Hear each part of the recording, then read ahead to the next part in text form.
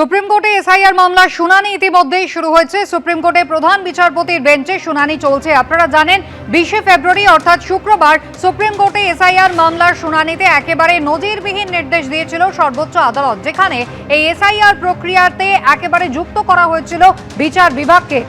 নির্দিষ্ট করে সুপ্রিম কোর্টের পক্ষ থেকে বলে দেওয়া হয়েছে যে একেবারে 28শে ফেব্রুয়ারি কিন্তু চূড়ান্ত ভোটার তালিকা প্রকাশ করতে হবে।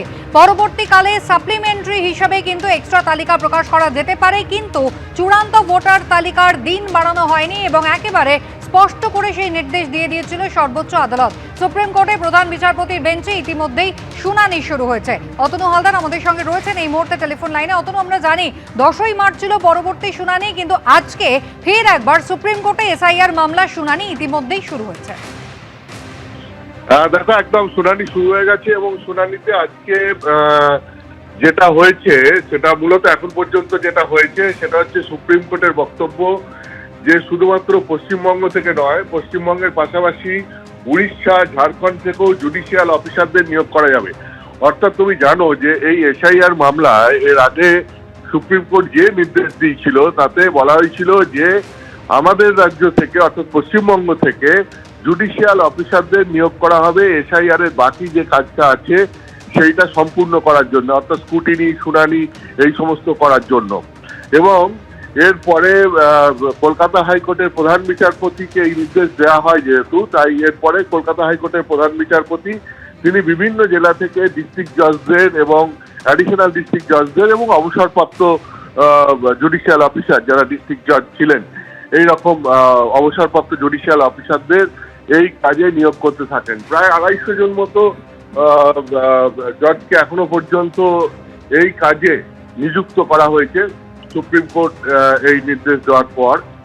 কিন্তু যেটা হচ্ছে সেটা হচ্ছে যে এই যে পরিমাণ কাজ এখনো বাকি রয়েছে এবং যে পরিমাণ জজকে এখনো পর্যন্ত নিয়োগ করা হয়েছে তাতে দেখা যাচ্ছে যে শুনানির কাজ সম্পূর্ণ করতে দীর্ঘদিন লেগে যাবে।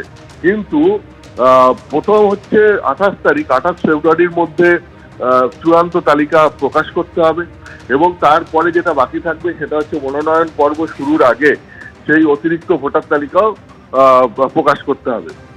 ফলে এটা অল্প সময়ের মধ্যে কাজ যেহেতু শেষ করতে হবে, তাই যে পরিমাণ ডিস্ট্রিক্ট জজকে বা অ্যাডিশনাল ডিস্ট্রিক্ট জজ, এক কথায় জুডিশিয়াল অফিসারদের নিয়োগ করা হয়েছে, তাদেরকে দিয়ে এই কাজ সম্পূর্ণ করা সম্ভব নয়।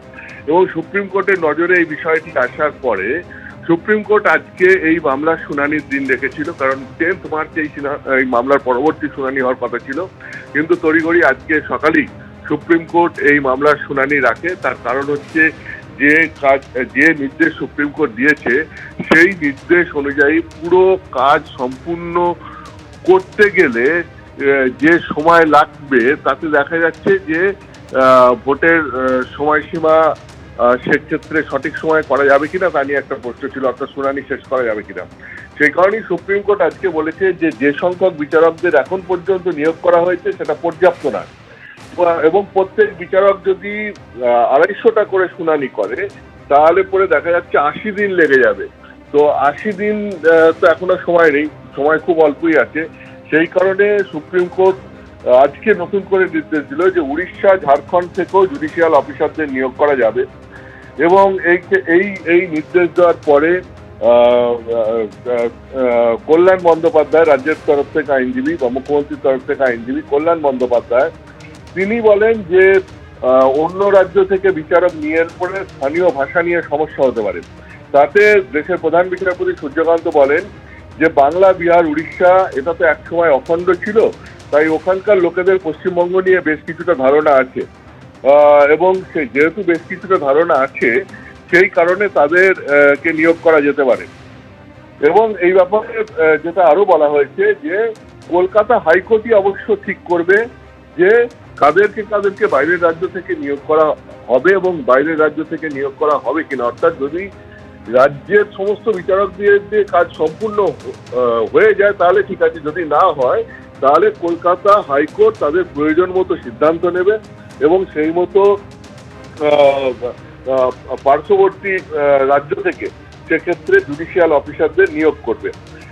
এবং শুধুমাত্র তাই নয়, এর সঙ্গে সঙ্গে সিভিল জজ যারা আছেন, সিভিল কোর্টের জজ যারা আছেন, তাদেরকেও নিয়োগ করা যাবে বলে সুপ্রিম কোর্ট আজকে নির্দেশ দিয়েছে। তবে সেক্ষেত্রে তারা একটা কন্ডিশন রেখেছে যে 3 বছরের অভিজ্ঞতা এই সিভিল জাজদের থাকতে হবে।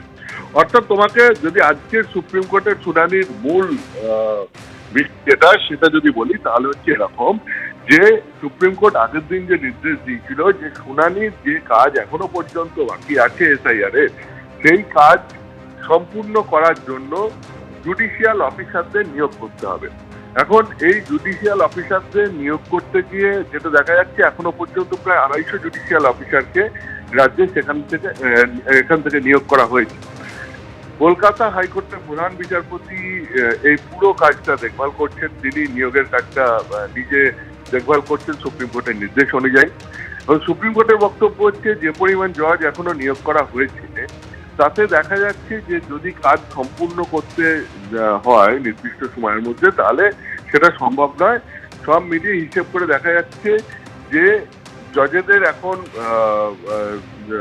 যে যদি কাজ শুরুও করেন জজেরা তাহলে পরেও প্রায় 80 দিন কাজ লেগে যাবে। তার কারণ এখনো যে পরিমাণ কাজ বাকি রয়েছে আর যে পরিমাণ জজকে নিয়োগ করা হয়েছে তাতে 80 দিন লেগে যাবে।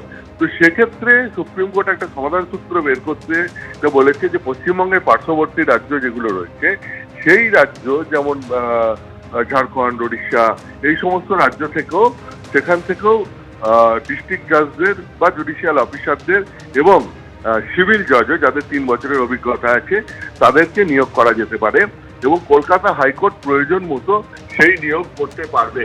এইটা হচ্ছে গিয়ে মূলত সুপ্রিম কোর্টের নির্দেশ। তার কারণ কাজটা সময় মতো শেষ করার জন্য সুপ্রিম কোর্ট এই নির্দেশ দেওয়া প্রয়োজন বলে মনে করছে এবং সেই কারণে সুপ্রিম কোর্ট এই নির্দেশ দিয়েছে। এক্ষেত্রে আইনজীবী কল্যাণ বন্দ্যোপাধ্যায় তিনি আপত্তি করেন। তিনি বলেন যে পার্শ্ববর্তী রাজ্য থেকে যদি জজদের নিয়োগ করা হয় সেক্ষেত্রে ভাষাগত সমস্যা হতে পারে। তাতে দেশের প্রধান বিচারপতি সূর্যকান্তের বক্তব্য হচ্ছে যে বাংলা, বিহার, উড়িষ্যা, ঝাড়খণ্ড এসব একসময় একই ছিল, অখণ্ড রাজ্য ছিল। ফলে এই সমস্ত রাজ্যের মানুষদের পশ্চিমবঙ্গ সম্পর্কে একটা ধারণা আছে, ফলে তাদেরকে নিয়োগ করা যেতে পারে। তো এটাই হচ্ছে মূল আজকের নির্দেশ। অর্থাৎ সুপ্রিম কোর্ট আগের দিন যে নির্দেশ দিয়েছিল যে শুধুমাত্র পশ্চিমবঙ্গ থেকে, পশ্চিমবঙ্গেরই বিভিন্ন জেলা থেকে জুডিশিয়াল অফিসারদেরকে এসআইআর এর কাজে নিযুক্ত করতে হবে, সেই নির্দেশ সুপ্রিম কোর্টের সেই অর্ডার আজকে সুপ্রিম কোর্ট নিজেই একটু মডিফাই করলো বলা যায়।